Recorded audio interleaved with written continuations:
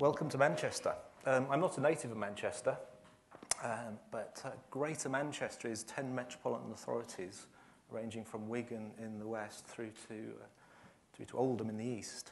And we're pretty much right in the centre, or perhaps a little bit below, a little bit south of the centre, in Manchester City, one of the and the largest by population unitary authority within the Gamma metropolitan area.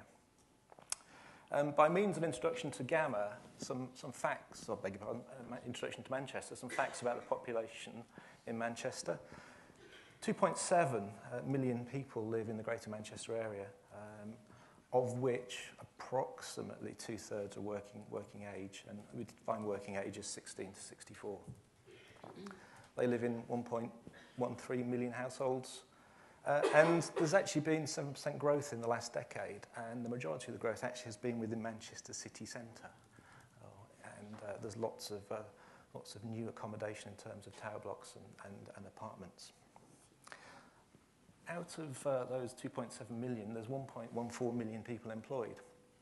But there's actually 7 million people within 1 hour's drive of Greater Manchester. So there's actually a lot of addressable working population that can actually reach this area. And there's 90,000 businesses, of which the vast majority, 75,000, are classed as micro.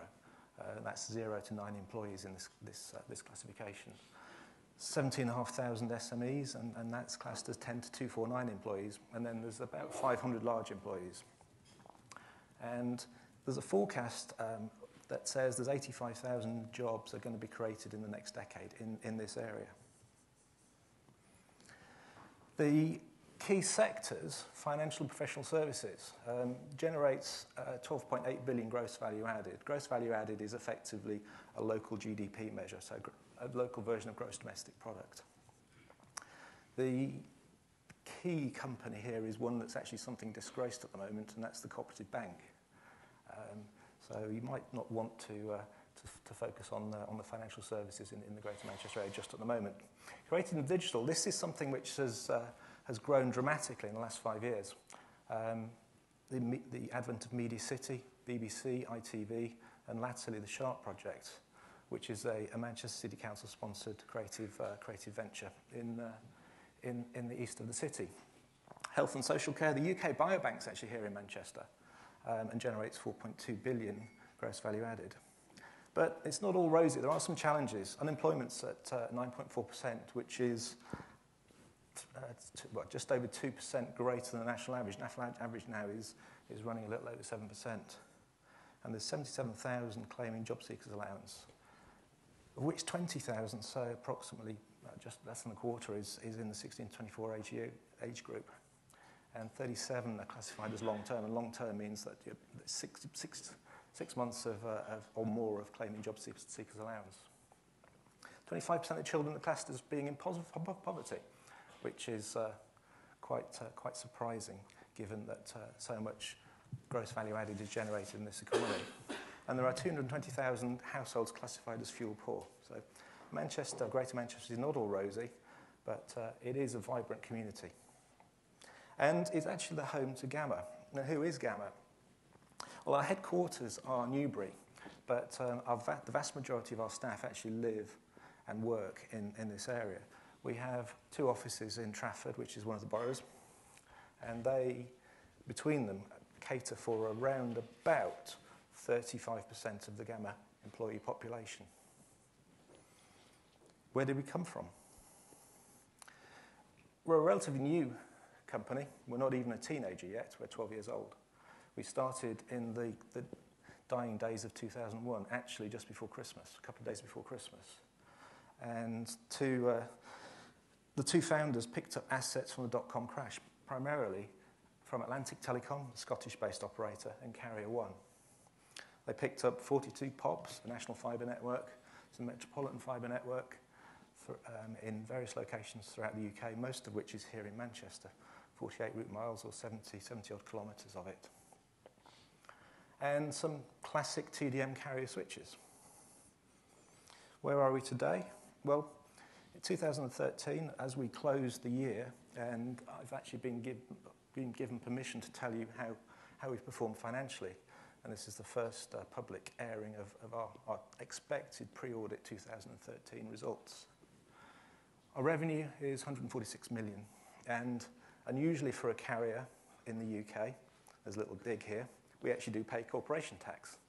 And our profit before tax for 2013 is expected to be 11.3 million. And again, that is pre-audit results, so there's a big qualification there. But those figures are what we expect to outturn for the calendar year 2013, which is our financial year. And we now have a next-gen network with strong software content. And if I just look at where we've been or where we've come from on our journey since we started in late 2001, we started as a TDM voice operator. And that's the top line there in terms of the orange. It was traditional voice calls and lines. We started playing in the SIP and IP telephony environment in sort of 2004, 2005. Got some kit from a company called Huawei, which you know. And we started playing with H323 voice, and then moved into SIP telephony, and started in the SIP interconnect carrier-to-carrier space, but then moved into SIP end-user services, SIP trunking, and so forth in around the sort of 2006 mark. And today, we're acclaimed the market leader in that space, or so we're told, but we think that's a fair claim. We've got application services, our inbound product, which is software developed within Gamma, which is doing us very well and doing us strong. We've got mobile. We started off as a mobile virtual network operator on the 3 network, and we moved to Vodafone approximately 2 years ago. Data services. We started serving our customers with third-party broadband primarily to support our IP telephony services, but that became a support nightmare. And so we decided about 2 years ago to launch our own ISP services. We've recently launched Ethernet. I think recently, 15 months ago, and that product is flying great guns. And there's some talk of MPLS. We're just deploying a new MPLS network, which, if you want to discuss, we've got the guys who are doing it here in the room, and I'm sure they'll be more than happy to discuss what we're doing and who we're doing it with. Lastly, I want to mention the loop. The fibre in Manchester sat dormant, or not dormant, but we used it for internal use. But we've launched a subsidiary business headed by Ashley Griffiths, who we'll talk a little bit later, here in Manchester, and that is performing very, very well. So the Gamma difference. Leading the market, deploying exciting services. We pride ourselves on customer service and highly automated product delivery. Claim to be the best, or employ the best people in the industry. So, onto the technical. We've got lots of fibre, and as I said, Atlantic Telecom built a network which we acquired back in 2001. It's got a lot of fibre. It's 15 or so years old now. So, how does it perform? Well, how do you make optical fibre? A bit of chemistry here. Now, I'm not a chemist, but I was privileged in my AT&T days to actually see fibre being made at Bell Labs, and Bell Labs subsidiary, Optical Fibre Systems in the US. Believe it or not, optical fibre starts as gases. 2 gases, sodium tetrachloride vapor and germanium tetrachloride vapor.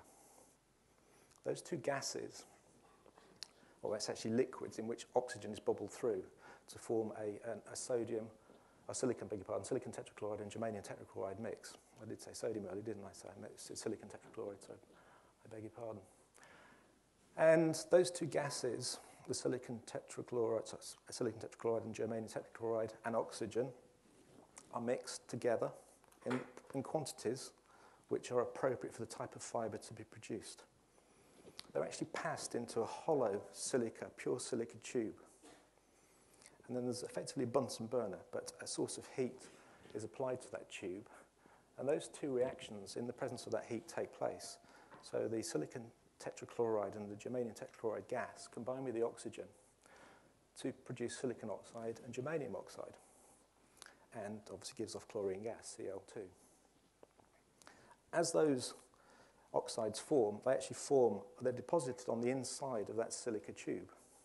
and form a plug of pure glass of the right composition in terms of silicon and germanium. It looks like a stick of rock that you get from the seaside. And that's known as a preform. And the composition of that is adjusted in terms of the core composition to deliver the right glass with the right refractive index, the right properties for the particular type of fibre being made, single mode, multi-mode, low distortion, etc., etc. And typically single mode fibre, which is what we use and what we have in the ground, is largely silica with a little bit of germania present. Now that plug or rod of glass is actually put vertically in a drawing tower and melted at about 2,000 degrees C. And as it melts, there's basically a drop starts to form and falls under gravity. And that is then pulled through micrometers and tensioning devices and coating devices and is drawn onto reels. And that is how an optical fibre is actually formed from that stick of rock or that stick of pure glass. Now, pure is never pure. And atomic defects do exist within the fibre. What you get is you get free silicon and free oxygen atoms embedded within that pure glass, encapsulated within that glass. Now, unfortunately, these at room temperature can react with trace elements of hydrogen present in the environment. Hydrogen is present pretty much everywhere, particularly in water, generating oxygen, hydrogen, and silicon hydrogen compounds. Now, is that a problem? Well, over time, unfortunately, it is. Because those compounds typically absorb light at frequencies of 1383 nanometers and 1530 nanometers, uncomfortably close to 1310 and 1550 nanometers, which we all use in our networks today. Now, I mentioned Bell Labs earlier, and that was an arm of AT&T. And Bell Labs, and particularly Dr. Kai Chang, did a lot of work on this. And here is a graph showing how a fibre ages with advanced aging process. And what these guys did was they took a fibre, measured its performance as it came off the production facility, and then put it in a controlled environment. And with 1% H2, 1% of hydrogen gas, at 20 degrees C. 37 days later, they took it out and did the same measurements to see what the performance is. And in those 37 days, there was 0.2 dBs increased loss at the 1310 nanometer frequency, or big pardon, 1383 nanometer frequency, demonstrating that the hydrogen compounds, the oxygen hydrogen compounds and silicon hydrogen compounds do actually absorb those light frequencies. So, how do you reduce aging loss? Well, minimize those silica defects so that they're not there and they can't react with the hydrogen. You can also treat and dope the fibre with deuterium. Now, deuterium is a stable isotope of hydrogen. It's 2H. It actually exists in nature. It exists largely in large quantities in our oceans. By doing that, deuterium can react with the silicon and oxygen and germanium, and forms compounds which absorb light at 1900 and 2100 nanometers, which is sufficiently far outside the range of frequencies or wavelengths that we use in networks. So, in use, how do you maintain optimal conditions to stop those fibres aging and stop that absorption causing attenuation to increase? You basically ensure your external splice joints are sealed and dry. Stop water getting in. Water, H2O, source of hydrogen, source of one of the reactants that can absorb this information or these lights. And you need to maintain good environmental control at ODS. Make sure the ends of your fibres are sealed. So, what have we experienced? Well, as I said earlier on, Gamma's network, in terms of national and metro fibre and the lots of fibre we have here in Manchester, is 15 years old. So it's been in the ground. It's single mode fibre, G652B and C. Losses have increased over time, but not enough, anywhere near enough to cause us an issue. We're seeing after 15 years an increased loss of about 0.1 dB a kilometre, which we can actually cope with quite easily, particularly as the optics at the end and the lasers and so forth have increased dramatically in terms of their capabilities over those 15 years. Plus, poor splices do cause more problems than aging losses. Splice degradation, so can I take questions at the end?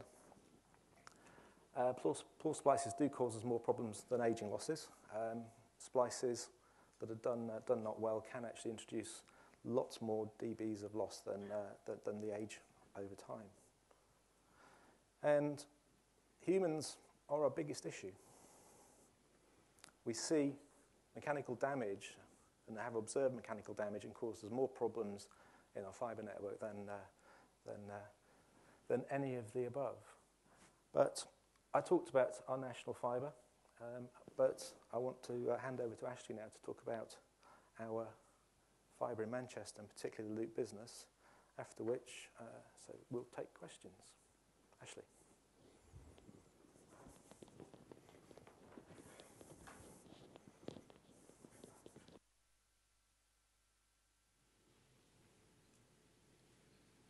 Good morning, everybody. Come on, we can do better than that. Good morning, everybody. Good morning. Thank you. So, who's from Manchester? Hands up. Who's actually from? So, not many, I guess. Right. So, my next question was going to be, who's heard of the loop?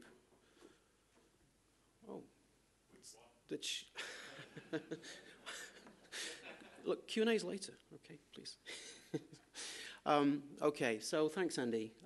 As Andy explained, the Loop is a business unit, part of Gamma, and we are the fibre in and around Manchester. And I guess, you know, if I can take a few moments just to tell you a little bit about the Loop. I suppose, you know, to me what this is all about is communication, how people communicate with each other, and how that's changing our lives and the people in this room's lives. It struck me recently, Eric Schmidt, you know, came out with a statement which is that, you know, just in 2 days now, we accumulate as much data as we accumulated from the beginning of time to 2009. And in just 2 days, that's what we're dealing with as an industry. You know, a few other points. I can't move because this mic doesn't move. A few other points which I think, you know, are just interesting data points for our industry and how that's changing and how that affects our lives is that, you know, in 2011, you know, more people were accessing the internet using a mobile device, you know, whether that's a mobile phone or a tablet, than through their desktop. You know, 2013, you know, was the first time. Sorry, I'm mixing my facts up here. 2013 was when people were accessing their internet using a mobile or their tablet, which, you know, has an extraordinary impact. And in fact, in 2017, it's predicted that less than 40% of the mobile traffic will actually use the mobile network. So our lives are changing drastically. And one of the reasons that the loop fibre, Gamma, relit the loop fibre was because of that need to support that requirement for infrastructure, for fibre infrastructure. I think somebody's phone's ringing here, but I'm not quite sure whose it is. All right, okay. So, you know, one of the reasons that Gamma have relit the fibre is to help support this requirement for increased requirement on digital infrastructure to support this need for communication. So the loop fibre, it's, as Andy's mentioned, 48 miles of fibre around Manchester, which has come from the .com crash, unfortunately, of Atlantic Telecom. That's going to stop in a moment, is it?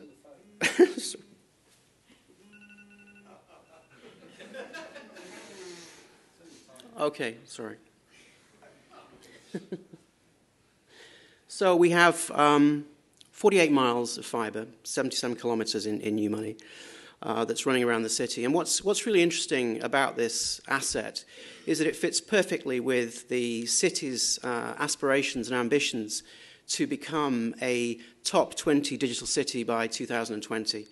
Manchester, 15 years ago, 20 years ago, was a completely different proposition than it is today. As Andy mentioned, we have Media City, we have lots of regeneration going on, and fortunately we have fibre that runs in and around a number of key assets in and around the city of Manchester. So it's interesting to both the City Council, who we're partnering with, and to a number of enterprises around the city who have previously struggled to get the type of bandwidth provision that the loop can provide. So we have 192 fibres running around the city, which in effect is almost endless capacity. It's almost infinite capacity based on the equipment that we can now put on the end of that fibre in terms of the services that we can actually deliver to businesses in Manchester. I don't know how well you can see this, but here's an indicative map that shows you where the fibre runs around Manchester. So for those who are familiar with Manchester will know that off to the left of this we have the Trafford Centre. You have the fibre that's running around there, running through the city centre, very close in fact to where we are here today, outside the front door, running up through East Manchester, and plus a number of assets, buildings within the city centre of Manchester. So really this was great news both for the City Council, it was great news for us as a company, and it's been great news for a number of businesses that have started to connect up to this fibre, where we're bringing more competition to the marketplace and delivering services directly across our fibre network.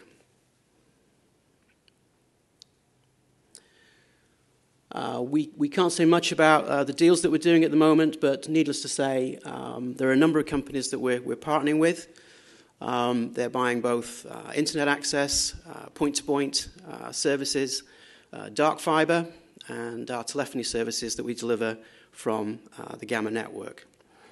And before I hand back for the Q&A section, just the slide that we do like to put up as a company.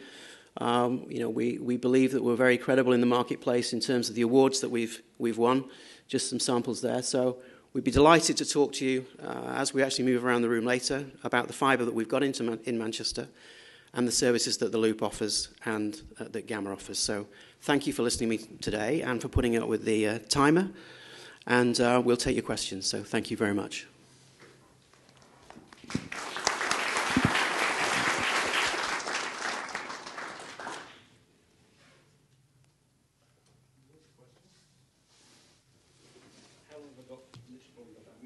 We've got about 5 minutes for questions. Any questions for Andy or Ashley?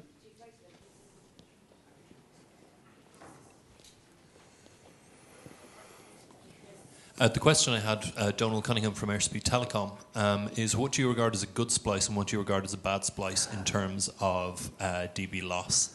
Good question. And at what wavelengths? The honest answer is I'm not sure. We've got a wide range in our network. We've got some horrible splices. One that I know of up in Scotland, where we've got a 65 kilometre route, which shows a loss across that route of 24 dB, and 8 dB of that is in the splice joint. That's awful. Have you considered napalm as a restorative measure?